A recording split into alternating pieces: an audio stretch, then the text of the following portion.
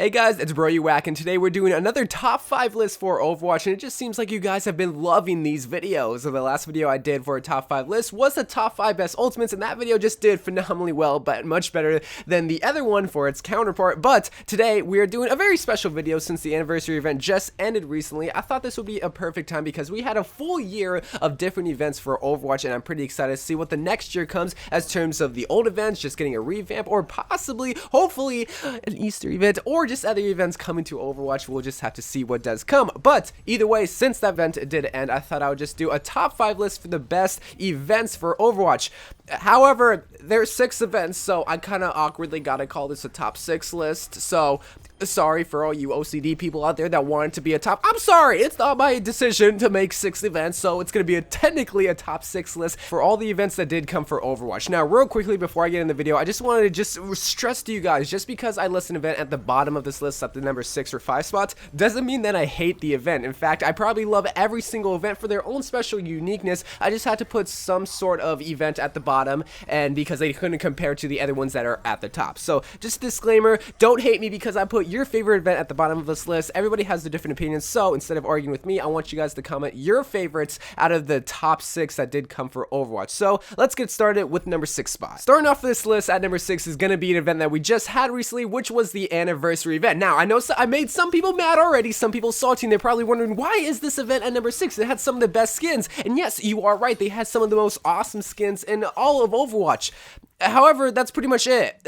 Sure, they did have the dance emotes. I'll give them that. Okay, I love the dance emotes. Every single hero did get one, and that is awesome. But really, though, that's the only thing that makes the event are the dance emotes and the skins. Sure, there are some sprays, but literally, there are no highlight intros. There are no victory poses. There is no event game mode when every single event that we've had some sort of game mode, and also no remake for a map. Like for the Christmas event, we had the Hanamura remake, and for Halloween, we had the Hollywood remake. So literally, the only thing that came with this event when compared to the other ones kind of fall flat because, well, they're just all cosmetic items. Now, I will admit that these are some of the best cosmetic items that we've ever had, but for an event, when comparing them to the other ones, I feel like they kind of fall flat a little bit. Now, I still love this event. It was one of my favorite as terms of the cosmetics, but for an all-around event, they just fall short to the other ones. Coming in next at number 5 is an event that I feel like people are kind of torn between as terms of loving or as terms of hating, but I'm gonna say the Uprising event for many different reasons. So again, this is an event that's full, that comes with a remake of a map, even though you can't play it in multiplayer. I'm talking about the Kings Row daytime remake with the Omnics just kind of invading, and also the PvE game mode. So beforehand, if you guys don't remember, so many people were begging for another sort of PvE game mode, and they not only delivered, but kind of did something a little bit different. So with every other event, they kind of done it for a real-life holiday, for a real-life celebration, or whatever it could be.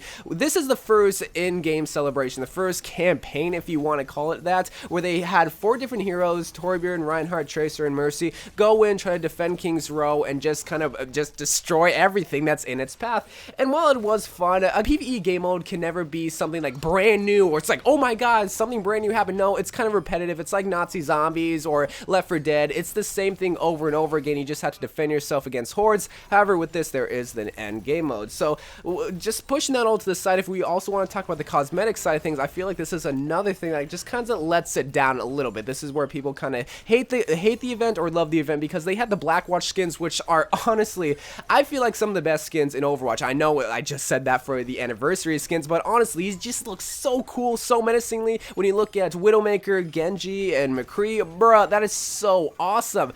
Then you look at someone like Torbjorn and Reinhardt and Tracer. But Mercy's skin is pretty dope, don't get me wrong, but Tracer's skin is alright, but I just don't really like the blue skins. Now, again, that's my opinion. Other people are going to have their different opinions, but again, I feel like this kind of lets it down. Plus, Torbjorn also got 2 skins, which I don't know why he got the orange skin. It just kind of doesn't fit. Either way, I feel like, again, I don't hate this event. I just want to stress that. I just feel like compared to the other ones, it falls short, even though that the map remake and the game mode was just phenomenal.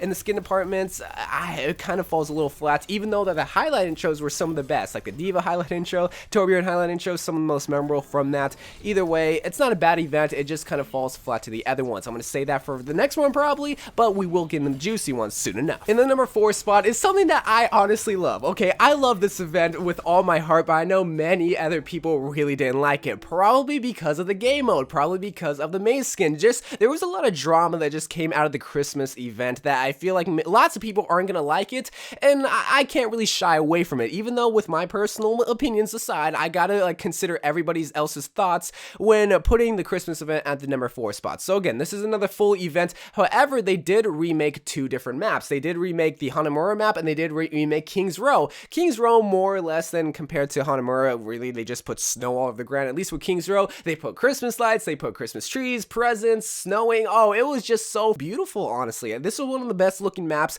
maybe compared to the Halloween Hollywood. Now, let's talk about the game mode May's Snowball Offensive. So many people thought this is probably one of the worst game modes, coming right out the gates from the Halloween event. They thought this was just a lackluster game mode. They thought it wasn't fun. They thought it was really boring. Me personally, I thought it was a creative idea, a really fun idea, but I feel like they should have changed it a little bit. So May's Snowball Offensive is just a dumbed down version of One in the Chamber. If you remember in Call of Duty, you had 1 bullet in your gun, you had to shoot someone, and they're out of the game for the rest of the game. And that's a pretty good concept. However, with this, you have to go find snow piles, reload them, and then shoot them. So it was a bit slower, and it was a bit wonky because of May's firing mechanics, and just May being in the game in general. Probably that's the reason why people didn't really like it. But also, if you want to look at the cosmetic side of things, the skin department, many people thought that the May legendary skin shouldn't have been a legendary skin. They thought it should have been an epic skin, even though when she does go in her little ice block, it turns into an ice snowman. I thought it was beautiful. I thought it was fantastic for one of her first legendary skins, so I was very happy. Many people weren't. But then you looked at the Nutcracker Zenyatta skin, and then you look at the Santa Torbjorn skin, even the Scrooge McCree one, which is just an epic. So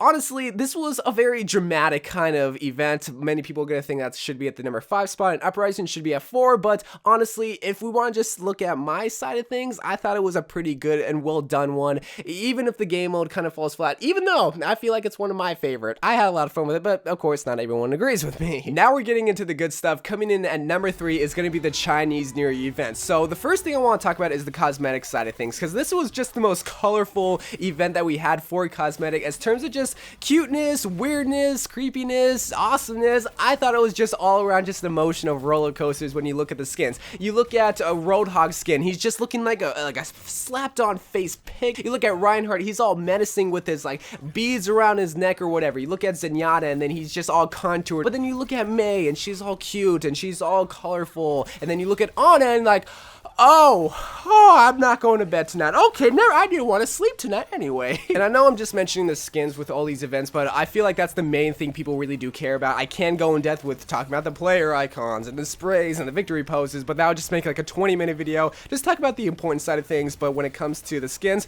bruh, it was just so colorful and all over the place. But if we do want to talk about the game mode, which was Capture the Flag, I'm going to say this was pretty unique because I really want to capture the flag in Overwatch. I'm not going to sit here and lie and say, oh, Capture the Flag was the worst game. No, I really wanted it to be, and even in competitive, now that it got executed, I can see why Blizzard kind of didn't implement it in the game at the start, because we look at Symmetra, Bastion, and Torbjorn, they kind of ruin the game for experience. I'm just going to be honest, because those are the 3 heroes that kind of just guarantees you to get a draw in the game mode, because it's not a traditional Capture the Flag system where you just go over the flag, boom, and then run away. You captured right there. No, you have to sit on the flag for, I think, like 3 seconds, 2 seconds. It's really quick, but the catch is you can't get damaged. Well, if you have Symmetra turrets, if you have a Bastion turret, or if you have a Torbjorn turret looking over the flag, you're probably not going to capture it unless you destroy it. It's just a big mess, but it is still fun, and it's a very unique of a game mode. And plus, also, the remake of Lijiang Tower just looks very red, very Chinese-esque, like a Chinese New Year event. So this is a solid event in the skin department. The game mode department is a toss-up, but it's still fun nonetheless. I mean, it's still in the game to this day, but I rather would have had Drunken Sons Revenge. I'm just saying.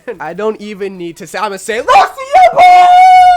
Oh, this is why I'm never gonna get a girlfriend. So anyway, the first event to come to Overwatch, which set the foundation for other future events, has got to be the Summer Games event. I mean, I already mentioned the game mode. It's Rocket League meets Overwatch. The hypest man in Overwatch gets his brand new game mode, and it's just a fun game mode. It's not supposed to be taken serious when compared to the Capture the Flag. You need a strategy. Here, you just have to boop a soccer ball into the goal. You can just have fun. But not even that. Even the skins for this event just look so colorful. And I know I'm overusing that word, but I feel like that's much just the main theme throughout these whole events, throughout this whole entire video, is that all these events have this colorful vibe which just brings so many people to it and just have this fun time for a game that, sure, some people do take serious, like myself included. I love playing the competitive side of things, but when I see this event come and just bring like the Genji Power Rangers skin, or I see the Christmas May skin or whatever, it makes me just enjoy Overwatch all that much more because of this colorful, friendly vibe for a game that so many people think is this toxic environment, which it kind of is, not gonna lie.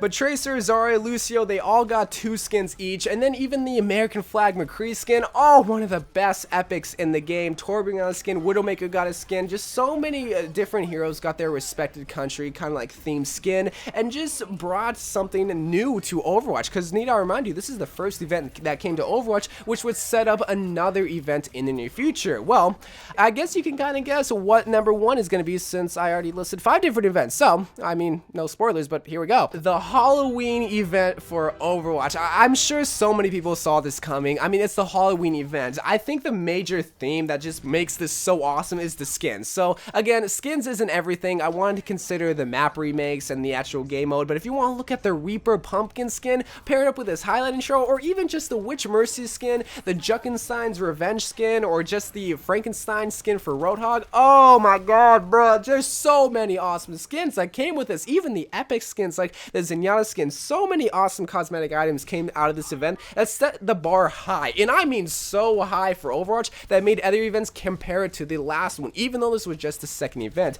But not even that, it brought Juckenstein's Revenge, one of the best PvE game modes to come to Overwatch. It just set this different kind of tone to it, right? You have quick play, you have competitive, but not really a horde mode. There really wasn't anything that brought waves upon waves towards you, and it was just something different to bring to the table. And we all know what you had to do. You had to just defend against Omnix, you had to fight the boss, which was the monster, which was Roadhog, then there was the Witch, there was Dr. Junkenstein, and then there was the Reaper, and you just had to defend yourself with Hanzo, with McCree, Soldier 76, and Ana, and it even helped you a little bit with your aim. So it was just a casual kind of PvE game mode, and it was the first of its kind, and it just set the bar high for future events and just made it just an awesome event nonetheless. And also the remake for Hollywood, I forgot to mention, that was fantastic. Night Hollywood with the spooky vibe, fantastic. So I know I went really in depth with talking about all the events, but I wanted to list my reasonings off to you guys so that you kind of get my perspective when it came to listing all the events in their respectful area. But I do want to hear you guys' thoughts and what you think are the top 5 or top 6 actually with this list